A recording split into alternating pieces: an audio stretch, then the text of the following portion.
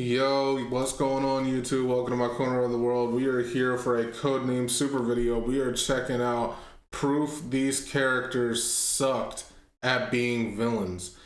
I saw quite a few characters in the thumbnail for this, and not gonna lie, some of them valid. Others, I'm gonna have to hear his take on them before I give an opinion. So yeah, let's hop in and hear what Codenamesuper has to say. Link to the original video will be in the description if you want to check it out on your own. Yeah, let's run this up. Oh, nah. Now we gotta be honest with ourselves. Sometimes some things are just not for you. You are just not built for it. Your purpose and energy can really be put into something else, something more positive. Sometimes you're just not the demon you think you are. And for these characters, the signs were a little bit too obvious.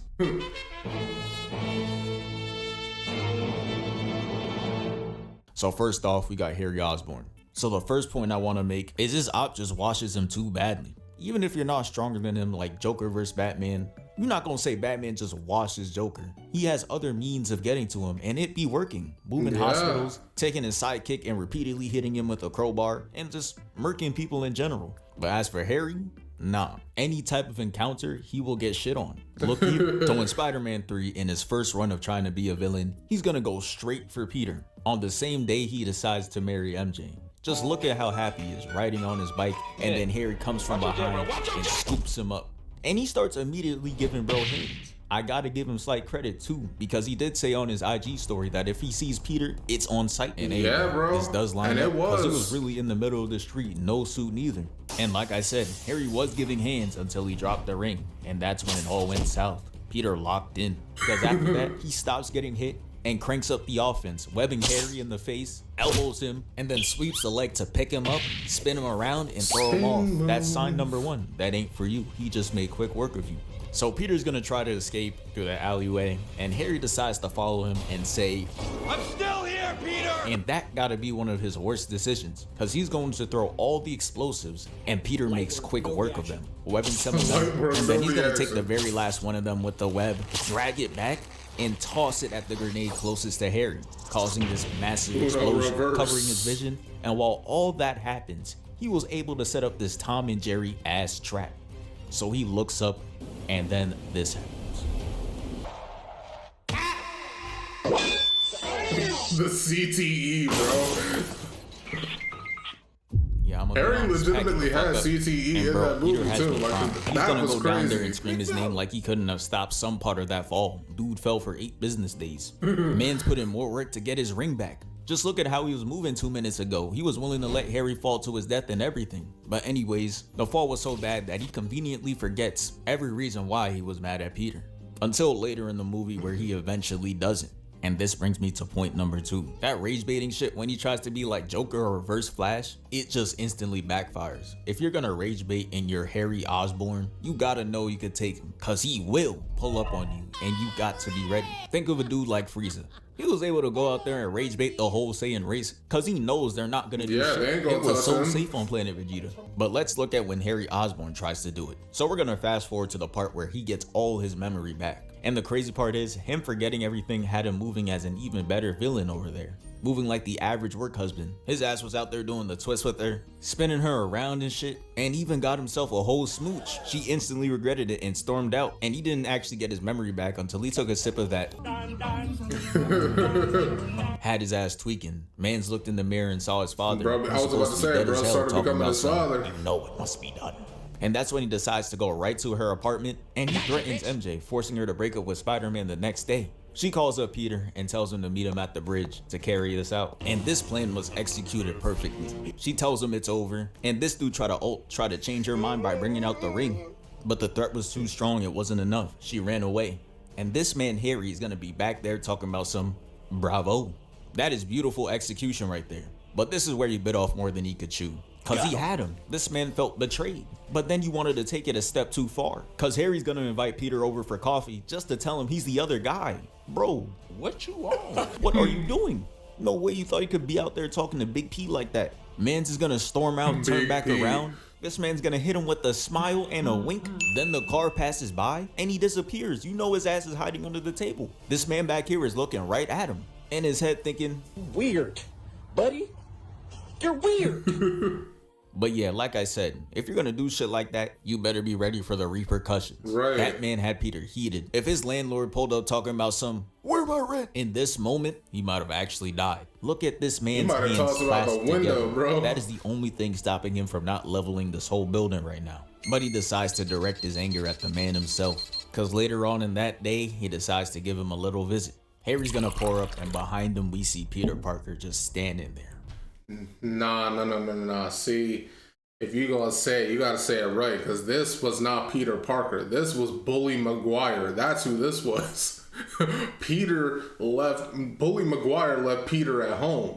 He pulled up as Bully Maguire in this fight, because this, he did Harry so disrespectful here. Menacing. And Harry truly doesn't know who he's dealing with, because he's gonna walk up and Peter's gonna say, "What did you do to her?" "I did what you failed to do. I was there for her."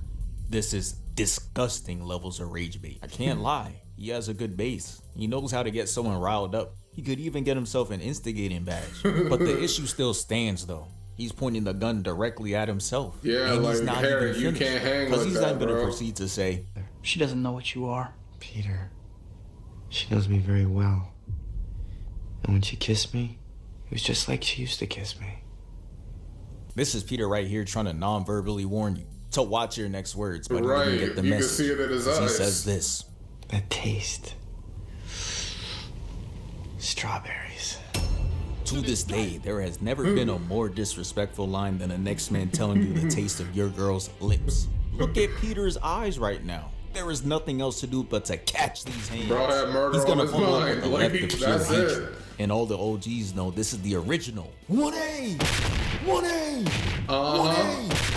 Giving bro straight rights, pinning him to the wall. And bro's first attempt of fighting back wasn't even with this. Bro upped the knife instantly. Yeah, he gotta be from the UK. You get into an altercation with him and bro might just bring out Excalibur. He stops himself from getting completely stabbed. And you know a shitty knife like this would probably run you $50 in Valorant. Evil ag game. He de-equips the knife, and this man Harry really isn't playing fair. Cause he ups the arm blades, tries to slice him, but he kicks him in the face and kicks him back into his wall. And Peter See, tries this to is full how you court know press, Harry don't running really back got in, hands, but as though, you can 'cause see, he's pulling Harry out was not all going these for it. weapons. So he has to dodge 2 attacks, and Harry connects this punch, causing him to look at us, and then he catches the blade. But Harry's like, nah, fuck that. Punches him into the wall, tries stabbing him, but his arm gets stuck. Peter's gonna come up from under, make him de-equip the blade, and look at this man's face before he absolutely rocks him. Harry catches the back fist, then kicks him away, causing him to slide on the table and fall on the floor. And then Harry's gonna hit him with this lame ass line, talking about some, How'd you like that, Spidey? Oh, brother. mind you, he wasn't doing that bad, but he wasn't doing that good to be saying all this. Yeah. Peter's gonna get up and Harry punches him, and Peter just like, oh nah, catches the next punch and kicks him out the door, causing glass to break and him to tumble. And the fall was so bad it had his ass talking like Dustin. Protected you in high school. Also, mind you, he has hit Peter quite a few times now.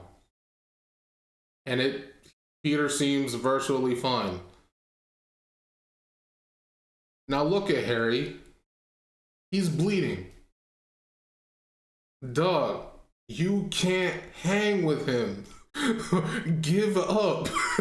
The fact that you have hit Peter quite a few times now, and by the way, this is Peter just using his bare hands, no weapons, and he's already causing Harry to bleed. Harry has only gotten Peter to bleed because he stabbed him. Dog, you're not built like that. Just stop. Give up right now. I bet if you surrender right now, he would stop.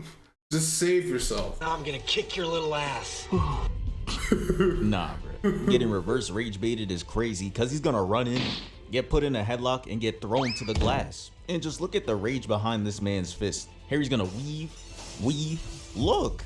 Got Peter mad as shit. He had to hit him with the back fist. Peter's gonna grab him, throw him to the bottom of the top floor, and he hits his head and falls down. Got Harry on the floor ready to cry, on the verge of tears. But Harry had to make sure that he couldn't be seen like that though, so he just tries to overly make himself look vicious. Peter should have hit bro with this again. Cause what are you actually doing? You are not the Green Goblin, give it up. He charges at Peter, but Peter's gonna tackle him and push him through this window.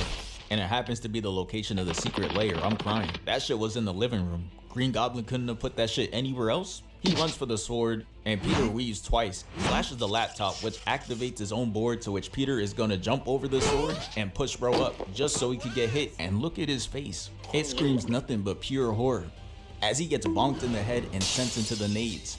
And at this point, Peter's the villain, bro, because he's gonna tell him how his father never loved him for real, clearly getting him visibly upset. And then he's gonna say this to him. Don't dish it out if you can't take it.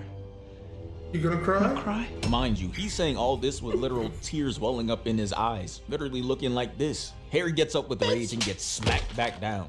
And this man just couldn't lie there and take his L. He just had to do this. Peter's gonna turn his back, and Harry's gonna pick up a grenade, try throwing it at him, but he takes it, throws it right back to him, and lets that shit bang.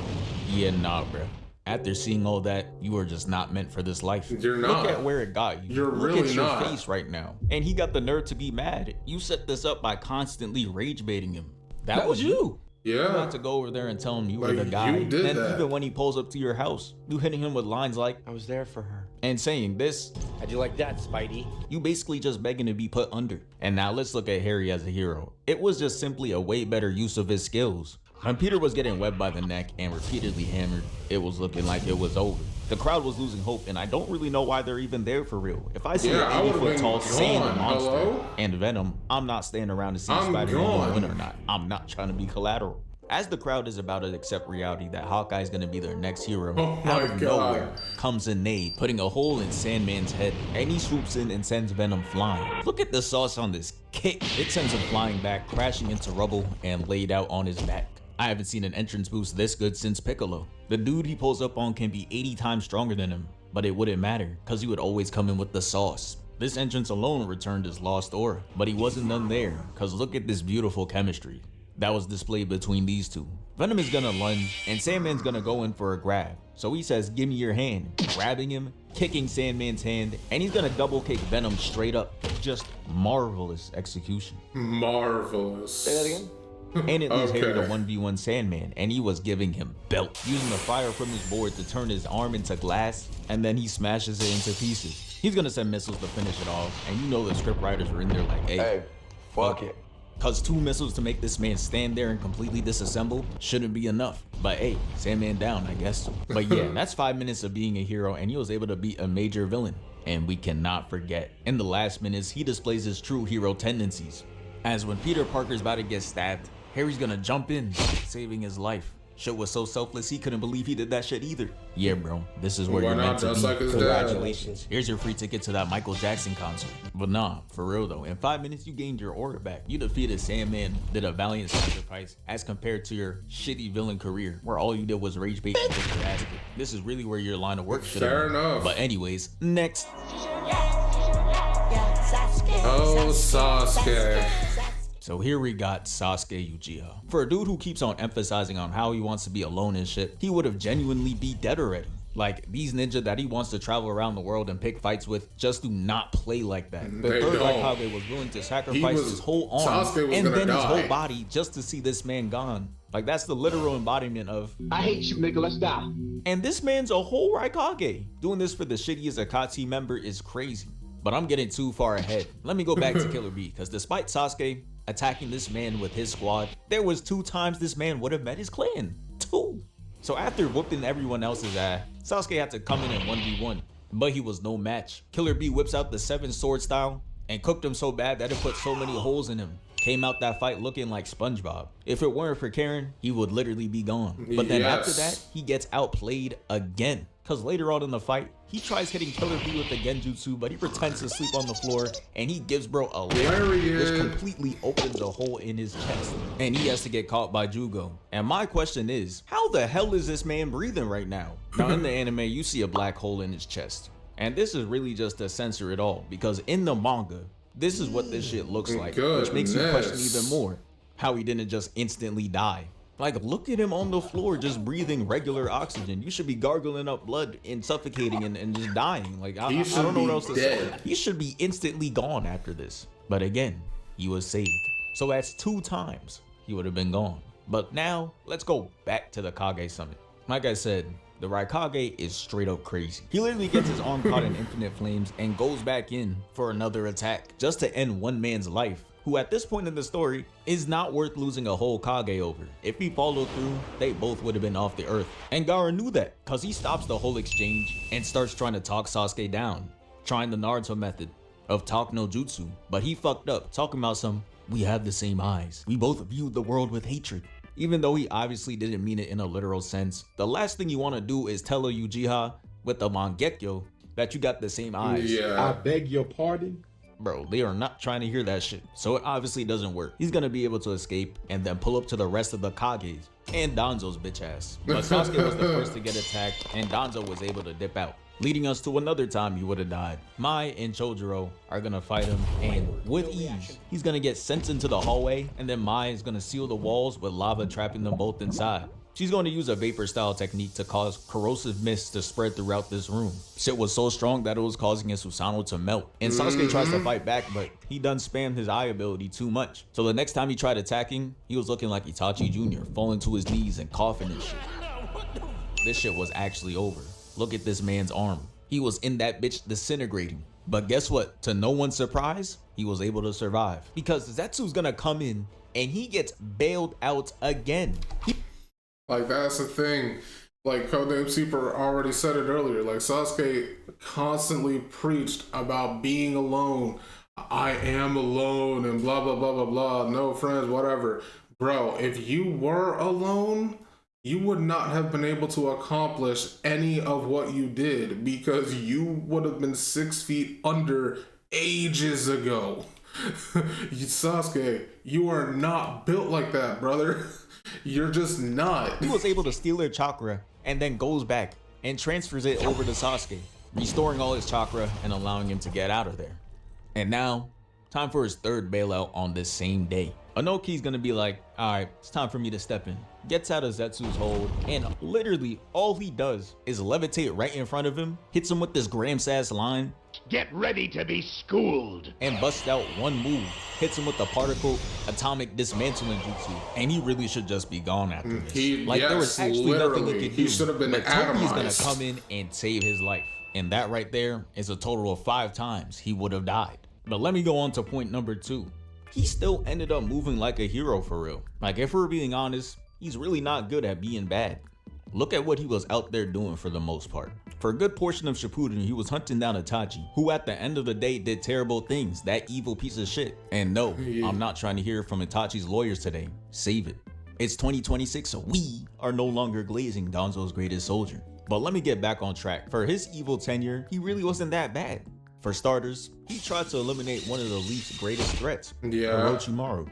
And even though he didn't actually end up getting rid of him, after this exchange, he just stopped being a threat for real. So Pretty we'll take much, that as a yeah. win. And while he was learning under Orochimaru, he refused to murk people.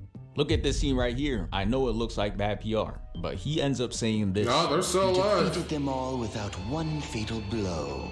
You are still naive. And then Sasuke tells Orochimaru to shut his bitch ass up, then turns around the ore farm. I've never seen some shit like this. But moving on from that, he went out and survived the fight against Deidara. Made that man Deidara blow himself up and narrowly escaped. Now, it's not all good, because yes, he did join the Akatsuki, but was he really helping for real? From what I remember, he was really a net negative, straight DeAndre Ayton. Mans gets sent on a mission to get B, and he didn't even succeed. I mean, Not to that mention was by this just time, not he took out fair, 2 to be Akatsuki honest. members, Deidara and Itachi. Him being so shitty as a villain made it the worst signing ever. Dudes heard Sasuke joining the Akatsuki and said, ooh, shit like signing Bradley Beal to your super team. Yeah, Brody, we not move. Like, he was really in that bitch trolling. I still remember when Pain got alt and the news spread that Naruto was responsible, and he was in there smirking like this.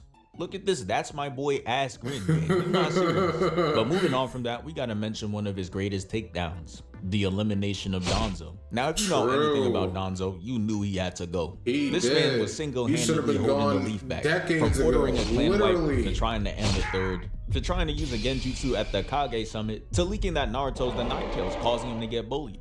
The list is endless, but Sasuke handled that. Went out there and took him down too.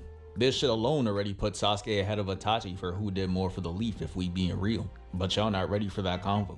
And his heroic acts don't stop there, because we're gonna move on to the 4th Great Ninja War and talk about his contribution there. So starting off, him I mean, to be fair, with the Fourth Great Ninja War, it didn't matter if you were a hero, a villain, or like just morally ambiguous. It really didn't matter because what Madara was planning to do would have affected the entire planet. So if you didn't help, you would have became a victim. So this one, I will put a question mark next to this one. Like, is it really a good deed that he like stopped it, or was it just the reasonable thing to do? You know what I mean? So yeah, I put a question mark next to this one. And Itachi, who's trying to boost his PR, team up and take down Kabuto. Oh, got his ass. Which was nothing but critical for winning the war. He was the caster of the Edo Tensei. They take him out and 99% of the army goes with him. Then, when he found out it wasn't enough, he pulled up to the war, helped with Madara, and he also helped take down the final boss, Kaguya. Again, if they didn't, the world would have and been for my in final danger. example, So the final valley. like While that, he did try to really off just Naruto, we gotta be saved honest. What type himself. of real ass villain would tie with their op and dead ass just drop their whole plan? Megatron not doing that, but Sasuke, he real life switched up, became a good person, turned a new leaf, and honestly, Alright, it was bro. for the better. Cause as a hero, the drip instantly improved. Man stopped putting all that energy into being a villain and started putting shit on. He out there looking like Piccolo. Even going as far as to rocking the turban. Like, look at the full fit. his He's not fit in convincing the me it's last- not clean. Dude put on the poncho Great. and now all you want to do is just stare at things. But on top of I'm it, telling you, he bro, literally the just started last moving was like Batman peak. after the war. Out there traveling, just doing straight solo missions, and came back to the village when they needed help the most. Look at this scene right here. A meteor's gonna come soaring down to Chidori and Planet Kakashi's just Splitter, staring yo, up like, yep, the it's last GG. was so But Sasuke's peak. gonna pull up with the Chidori and he decimates him. And after that, he's gonna tell Kakashi that if Naruto isn't there, he's gonna be the one to save the village, and then dips out. Tell me that's not tough. And when Naruto needs That to was do a it, cold he comes pull-up. in and they fuck shit up like this. It's for real the best placement for him. This is just where he belongs. But anyways, let's move on.